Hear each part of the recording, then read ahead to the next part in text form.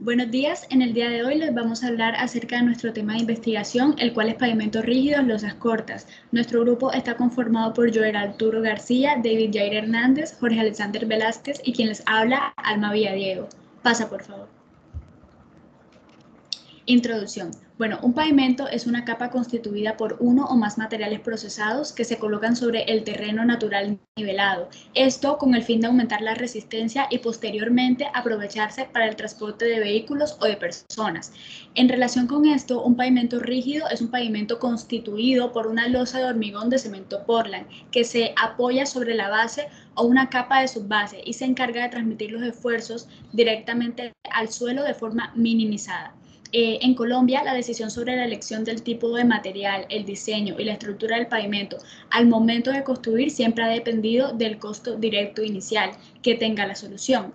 Muchas veces nos hemos dejado llevar por las alternativas de más bajo costo, sin tener en cuenta si éstas nos están garantizando la durabilidad que se desea. Por ende, siempre se está buscando soluciones que posean un diseño capaz de ser optimizado, pero que su costo directo inicial no sea tan alto.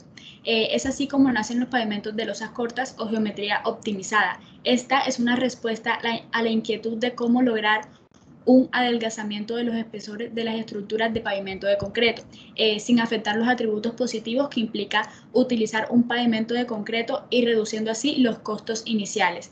La tecnología de las losas cortas, por tanto, busca mediante una modificación en las dimensiones de las losas reducir su tamaño de forma tal que las mismas nunca sean cargadas por más de un set de ruedas del camión, logrando con esto disminuir significativamente las tensiones en dicha losa.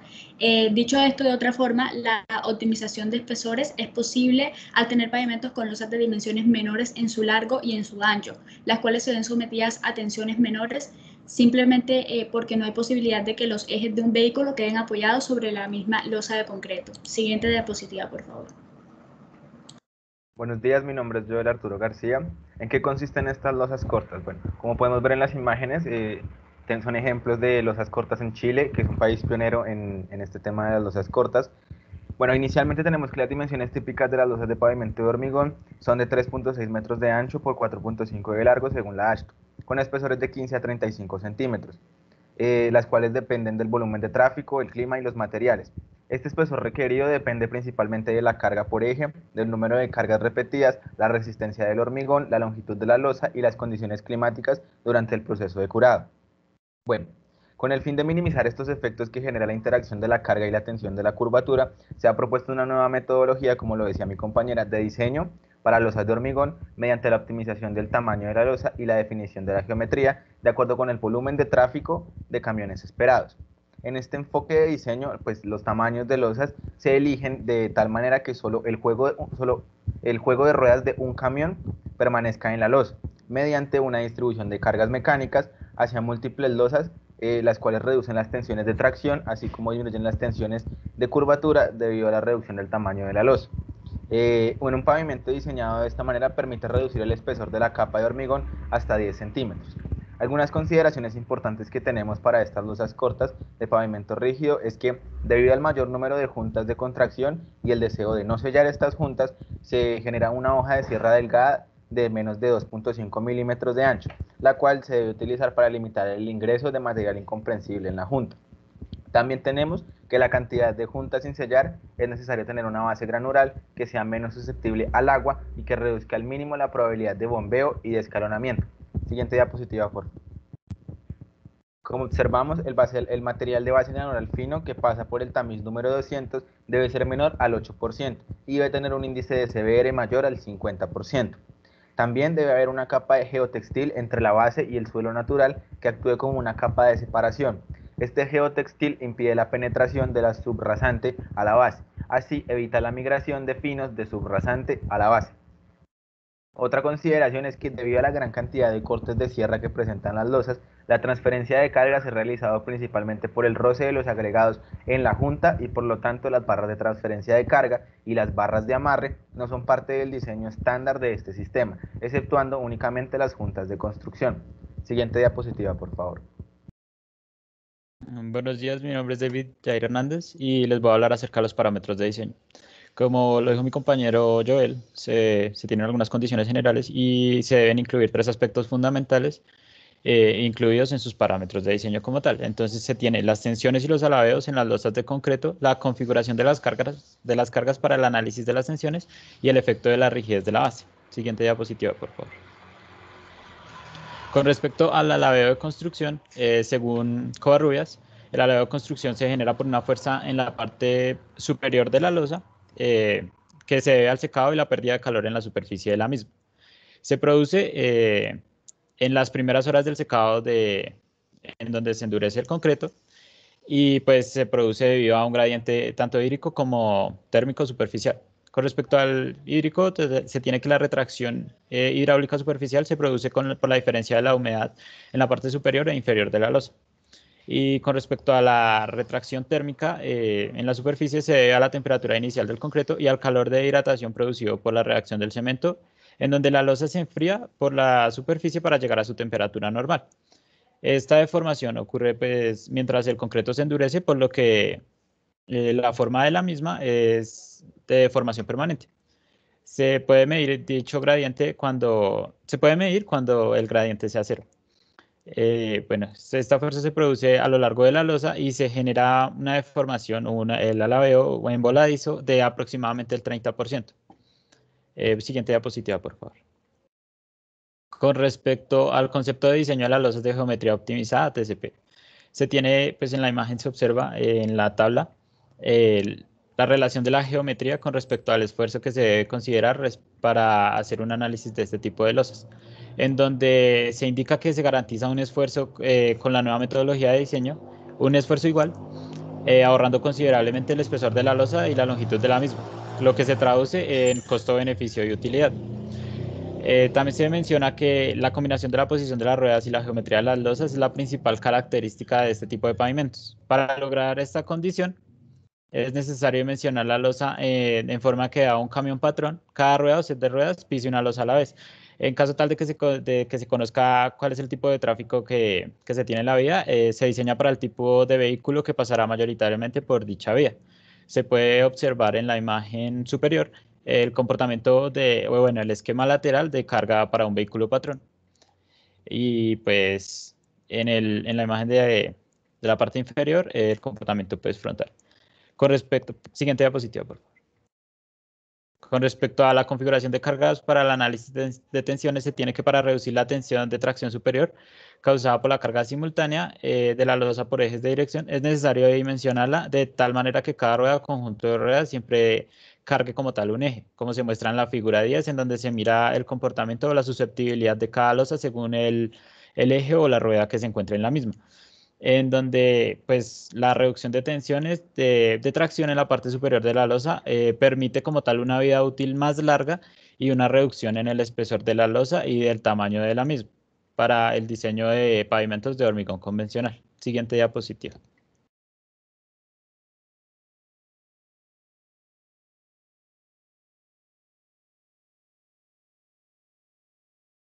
Jorge, el micro.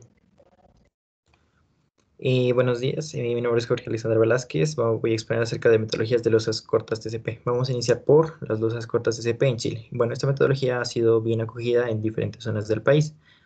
Bueno, casi siempre se opta por esta metodología para la elaboración de pavimentos como alternativas de rehabilitación y también aplicarlas en diferentes sectores, como en parques industriales, en parqueaderos, vías de bajo tránsito, alto tránsito y urbanizaciones. Como pueden observar, allí se encuentra la descripción de un proyecto donde se recopilan algunos datos, tipo de pavimento, espesor de pavimento, espaciado de junta, refuerzo con fibras, tráfico, fecha de construcción, distancia, número de pistas, superficie, tipo de base. Y pues como pueden observar, también está el proyecto que se desarrolló. Bueno, metodología de losas cortas TCP en Perú. En similitud con Chile y Colombia, Perú comparte variedad de clima y pues esto hace que tenga las mismas condiciones para realizar el diseño, para que esto sea aplicable para cualquier pues, tipo de clima de Perú. También se muestra la descripción del proyecto, los datos que se llegó a usar y la imagen bueno, una foto de la construcción de aquel pavimento.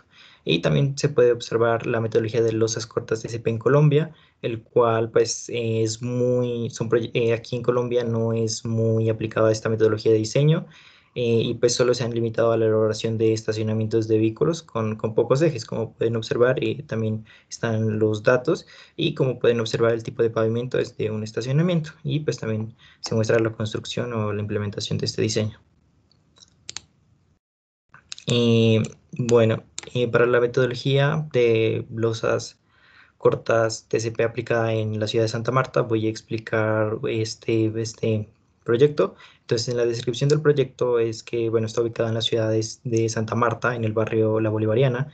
La longitud del proyecto es de 188 metros y tiene un ancho de 2.5 metros. Eh, para la metodología se procede a realizar el dimensionamiento de la carpeta de rodadura. En el año 2019 se llegó a realizar la extracción de muestra de suelo para el cálculo del CEVER de laboratorio y pues poder analizar los espesores con respecto al tránsito generado promedio, asumiendo pues que es una vía transitada por pues un camión con la configuración de C2G como la máxima configuración que pasará por esa vía. Entonces, como pueden observar en el proyecto, tiene un CBR de 6.7%, un tránsito promedio diario de 85 vehículos por día y la clasificación de vehículos de nivel mayor, que en este caso sería camión C2G. Bueno, análisis por fatiga y oración. Para este análisis, nosotros llegamos a implementar de esta gráfica en donde requerimos las cargas del eje simple, en este caso son dos, que es de 110 y 50. Entonces, para ello necesitamos el factor de relación de esfuerzos, en donde se llega a trazar una recta trazando estos dos puntos. Por ejemplo, para este caso, el factor de relación de esfuerzos fue 0.4, entonces de allí se traza una línea hasta que se llega a conectar con las repeticiones admisibles de carga. En este caso fue aproximadamente de 100.000, más o 110.000 más o menos. Y la otra de 50 tiende a ser pues repeticiones muy grandes, muy elevadas. Bueno, el análisis por erosión. Entonces, para este caso se necesita el factor de erosión, en este caso es 2.6 y para ello también se necesitan las cargas del eje simple, entonces en este caso también se 110, 50 y pues llegamos a trazar una recta para mirar los refuerzos admisibles. En este caso, para 110 tenemos casi 1.000.000, bueno, 1.000.000 prácticamente, y el de 50 también a repeticiones muy grandes, muy elevadas. Bueno, el análisis por fatiga y erosión con varianza de espesores. En este caso se utilizaron dos espesores, una de 17 centímetros y 18 centímetros. El eje simple, pues 110 y 50 para ambas. La carga la misma. También se llegó a implementar la carga mayorada para ambas. El número de ejes por día también en ambas. Se miró la variable tránsito, el cual que se llegó a determinar. Y con eso nosotros, con los datos que llegamos a obtener por el análisis de fatiga, obtenemos la admisibilidad, como les decía, 110.000 y para una carga de 110 y de 50 pues sería muy grande, como les dije, ¿no? Bueno, también pues se analizó para el espesor de 18, la admisibilidad.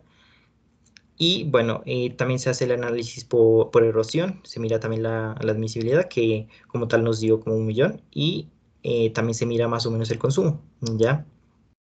Después de esto yo obtengo después de esto, de los cálculos anteriores, se analiza las sumatorias efectuadas, tanto para fatiga y también por erosión, y pues estas sumatorias deben estar dentro del 100% para su confiabilidad y también próximo al mismo para que no exista un sobredimensionamiento. En este caso, el diseño se tomó de 17 centímetros, como lo pueden observar.